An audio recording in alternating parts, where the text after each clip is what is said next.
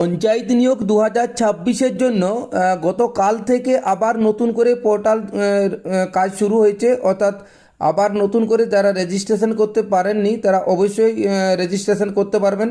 কিন্তু আজ হঠাৎ সবাই একসাথে রেজিস্ট্রেশন করতে যাওয়ার জন্য কী হচ্ছে, সার্ভার ডাউন হয়ে গেছে। তো অনেকেই তথ্য পাচ্ছি যে হচ্ছে না। তো অপেক্ষা করুন, সবার হবে। তো এখানে দেখুন 2026 সালে পশ্চিমবঙ্গের গ্রাম পঞ্চায়েত স্তরে বিভিন্ন শূন্য পদে নিয়োগের প্রক্রিয়া শুরু হয়েছে। পঞ্চায়েত ও গ্রামোন্নয়ন দপ্তরের অধীনে এই নিয়োগের জন্য একটি নির্দিষ্ট পোর্টাল চালু করা হয়েছে। নিচের এই নিয়োগ সংক্রান্ত বিস্তারিত তথ্য দেওয়া হলো অফিসিয়াল পোর্টাল, যেটা বলেছে দেখো এখানে wbprms.in, অর্থাৎ West Bengal panchayat recruitment management system পোর্টালটি ব্যবহার করতে হবে। অর্থাৎ এইটি ওয়েবসাইটে গিয়ে এটি খুললেই কিন্তু সেখানে রেজিস্ট্রেশন বলে অপশন আছে। সেই রেজিস্ট্রেশনে গিয়ে যেহেতু খোলা যাচ্ছে না তাই দেখাতে পাচ্ছি না, তো ওখানে গিয়ে রেজিস্ট্রেশন অপশনে রেজিস্ট্রেশন করলেই যেসব তথ্য আসবে ফোন নাম্বার দিয়ে রেজিস্ট্রেশনটি করা যাবে।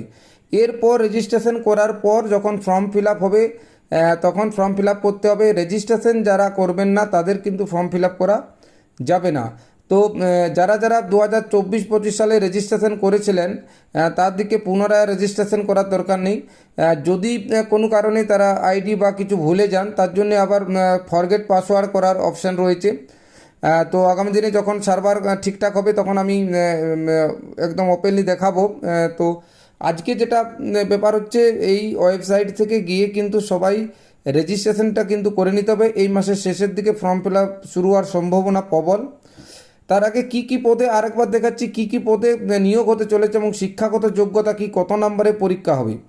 অর্থাৎ এখানে এইটা ফিল আপ করার পরে তোমাদের ফর্ম ফিল আপ করার পর তোমরা পরীক্ষা দেবে। যে পঞ্চায়েতে বা পঞ্চায়েত কর্মী বা সহায়ক, পঞ্চায়েত সচিব, নির্মাণ সহায়ক যে পদের জন্য যোগ্য সেই যোগ্যতা অনুসারে আপনি কিন্তু ফর্ম ফিল আপ করবেন এবং বিস্তারিত নোটিফিকেশান এলেই বোঝা যাবে কী রকম শিক্ষাগত যোগ্যতা কিছু চেঞ্জ হয়েছে কি না। তো এখানে গতবারে 2018 সালে বা যেসব পদগুলো ছিল এবং যেরকম পরীক্ষার ধরন ছিল, কি সিলেবাস ছিল সেটা এখানে আছে। 1 নম্বর হচ্ছে গ্রাম পঞ্চায়েত কর্মীর জন্য অন্তত অষ্টম শ্রেণী উত্তীর্ণ, মানে 8 পাস দরকার। 45 মার্কের পরীক্ষা হবে, বেঙ্গলি, ইংলিশ, ম্যাথ এবং জিকে থাকবে।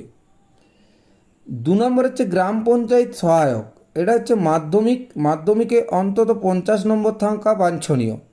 এটাতে বাংলা, ইংরেজি, ম্যাথ, জিকে 85 মার্কের পরীক্ষা হবে।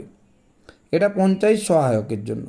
পঞ্চায়েত সচিবের জন্য উচ্চ মাধ্যমিক উত্তীর্ণ 85 মার্কের পরীক্ষা হবে। এটাতেও কিন্তু বেঙ্গলি, ইংলিশ, ম্যাথ এবং জিকের প্রশ্ন থাকবে। 4 নম্বর হচ্ছে নির্মাণ সহায়ক, এটাতে সিভিল ইঞ্জিনিয়ারিংয়ের ডিপ্লোমা থাকবে, 85 মার্কস থাকবে। সিভিল ইঞ্জিনিয়ারিংয়ের থেকে প্রায় ম্যাক্সিমাম 60 থেকে 65% প্রশ্ন আসবে। এছাড়া বেঙ্গলি, ইংলিশ, জিকে, ম্যাথ আসবে। 5 নম্বর হচ্ছে কি এক্সিকিউটিভ অ্যাসিস্ট্যান্ট, স্নাতক ডিগ্রি এবং কম্পিউটার অ্যাপ্লিকেশনে ডিপ্লোমা থাকতে হবে। এটাতেও 85 মার্ক থাকবে। বাংলা, ইংরেজি, জিকে, ম্যাথের প্রশ্ন থাকবে। 6 নম্বরে অ্যাকাউন্ট ক্লার্ক এবং ক্লার্ক কাম টাইপিস্ট, এটা মাধ্যমিক উত্তীর্ণ, টাইপিং দক্ষতা থাকতে হবে। বেঙ্গল, ইংরেজি, জিকে, ম্যাথ ইত্যাদি এইসবগুলো থাকবে। 85 মার্কের প্রশ্ন হবে।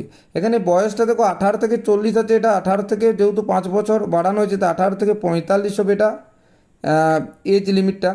এছাড়া যারা রিজার্ভ ক্যাটাগরি তারা যথারীতি ছাড় পাবেন। এছাড়া ফর্ম ফিল আপ যখন হবে তখন আবেদনের পদ্ধতি কি এই পোর্টালে গিয়ে করতে হবে, এটা পরে আমি আবার দেখাবো। বাংলা সিলেবাসে কী থাকতে বলে, ব্যাকরণ, অনুচ্ছেদ লিখন, ইংরেজিতে ভোকাবুলারি, গ্রামার, অঙ্কে পাটিগণিত মাধ্যমিক স্তরের, সাধারণ জ্ঞান বিশেষ করে পশ্চিমবঙ্গ, ভারত এবং কারেন্ট অ্যাফেয়ার্স, এছাড়া পঞ্চায়েতি ব্যবস্থা সম্বন্ধে প্রশ্ন থাকবে। তো এই যে ভিডিওটা, আজকের ভিডিওটা যেহেতু রেজিস্ট্রেশন হয়ে গেছে, খুব তাড়াতাড়ি পরীক্ষা হবে।